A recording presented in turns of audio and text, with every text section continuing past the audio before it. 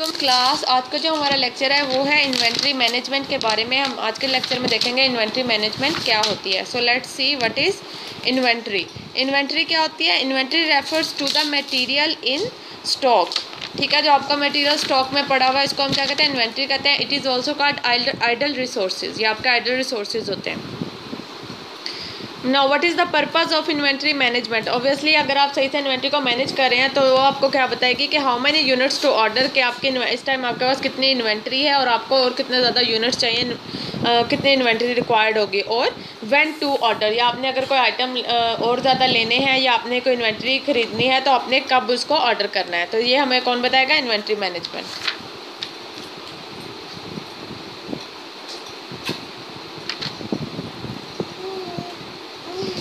Now let's see what are the types of inventories.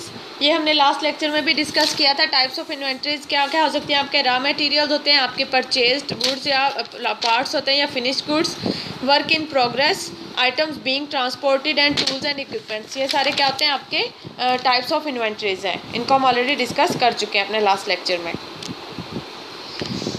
अब raw material क्या होते हैं? Raw material are the basic inputs that are converted into the finished products through the manufacturing processes, and work in progress are the semi manufactured products होते हैं। आपका finished goods obviously आपकी completely manufactured products होते हैं, आपके finished goods होते हैं that are ready for cell.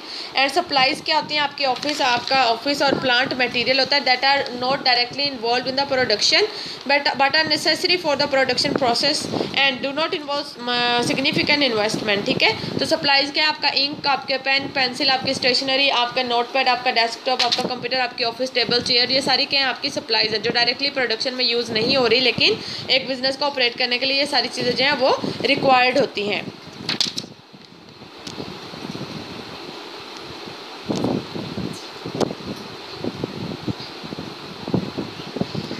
अब देखें इन्वेंट्री क्या है। Inventory constitutes a significant part of the current assets for the most firms. ठीक है, ये आपको ऑलरेडी पता है कि जब आपकी इन्वेंट्री होती है वो क्या होती है? आपका करंट एसेट होती है। ठीक है, और so stock out can result in the loss of the profit from the missed sale, the loss of the customer and the goodwill, and in the case of production unit lack of inventory of the raw material will result in the production coming to a halt. ठीक है, अगर आपके पास stock खत्म हो गया है, आपके पास inventory इतनी ज़्यादा नहीं पड़ी, लेकिन आपके प्रोडक्ट की डिमांड बहुत ज़्यादा है, आप ऑब्वियसली इससे क्या होगा? आप अपॉर्चुनिटी लूज़ कर देंगे, आप जो है आपका प्रॉफिट आपको लॉस हो जाएगा। ठीक है, क्योंकि आप जो है आपकी इतनी ज़्यादा सेल नहीं होगी, आपके प्रोडक्ट की डिमांड तो है लेकिन आपके पास स्टॉक नहीं पड़ा हुआ, तो इससे क्या होगा? आपका प्रॉफिट जो है आप लूज़ कर देंगे। इसके अलावा ऑब्वियसली आप कस्टमर को भी लूज़ कर देंगे और आपकी कंपनी की जो है गुडविल वो भी ख़राब हो जाएगी। और अगर आप प्रोडक्शन कर रहे हैं किसी चीज़ की, तो lack of inventory of the raw material, अगर आपके पास रॉ मटेरियल जो है वो अवेलेबल नहीं है उस टाइम, तो उससे क्या होगा? आपकी प्रोडक्शन जो है वो सफ़र करेगी, आप इतना ज़्यादा प्रोडक्शन नहीं कर सकेंगे, तो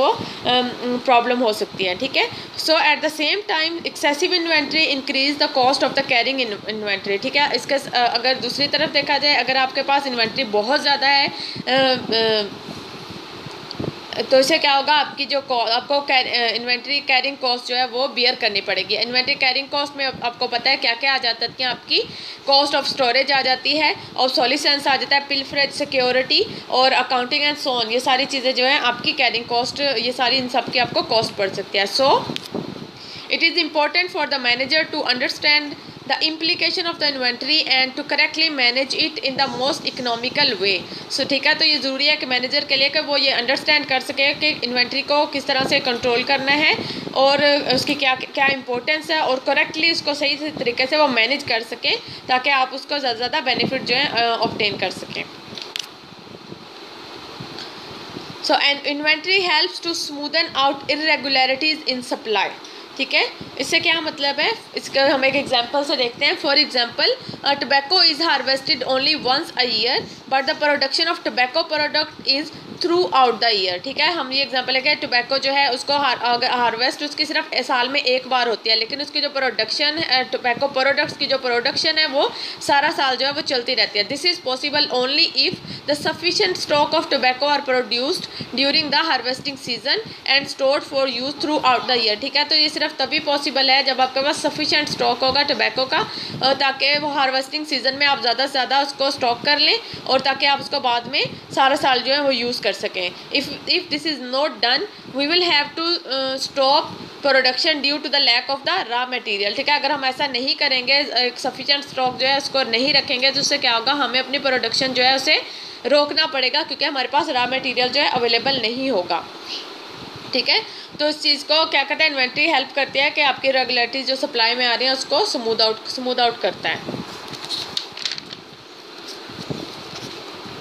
So whenever the demand for an item doesn't support its continued production throughout the year or its seasonal nature prevents production throughout the year, it is produced in batches or lots. ठीक है, a sufficient quantity is produced and stored to cover the demand of the period when the item is not being produced.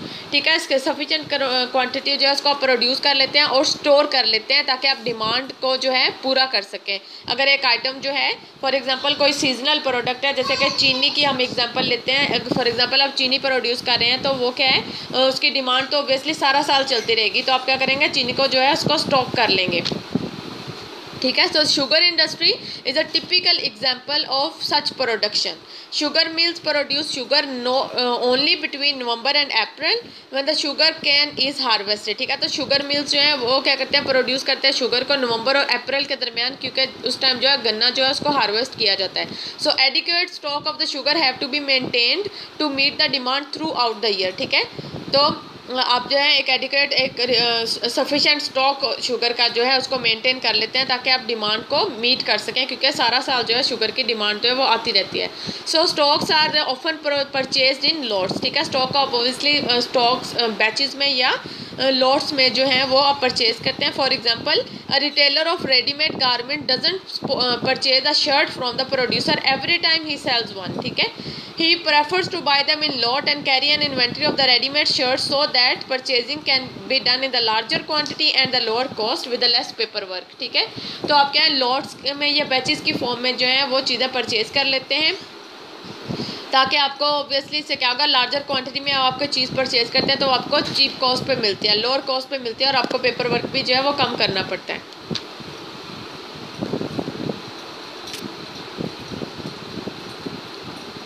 ठीक है, अब हम देखेंगे कि inventory cost क्या क्या हो सकती है या what are the cost that are associated with the inventory. इसमें 3 टाइप्स ऑफ कॉस्ट है. सबसे पहले आपकी ऑर्डरिंग कॉस्ट, उसके बाद आ जाती है carrying cost and then stock out cost. Now let's see what is ordering cost. Ordering cost are basically the cost of getting an item into the inventory of the firm. ठीक है, आप जो है आप जो मटेरियल या कोई item है उसको आप उसकी कॉस्ट है आप उसको अपने स्टॉक में लेकर आते हैं. These are incurred each time an order is placed. So placing an order involves not just the cost of the stationery and the clerical effort but also require tendering action, cost of advertising, tender, shipment cost and the cost of the transit insurance and so on. ठीक है, तो जब आप order करते हैं, ordering cost क्या है कि जब आपने किसी चीज़ का ऑर्डर करना है या रॉ मटेरियल ऑर्डर करना है या कोई आइटम जो है उसके लिए ऑर्डर करना है तो उसके लिए क्या आ जाएगी आपकी आपने जब ऑर्डर प्लेस करना है उसमें स्टेशनरी की कॉस्ट तो आएगी ही, इसके साथ साथ आपका जो क्लरिकल स्टाफ है वो ऑर्डर प्लेस कर रहा है उसकी भी कॉस्ट पड़ेगी, लेकिन इसके अलावा आपकी टेंडरिंग कॉस्ट भी आ जाएगी.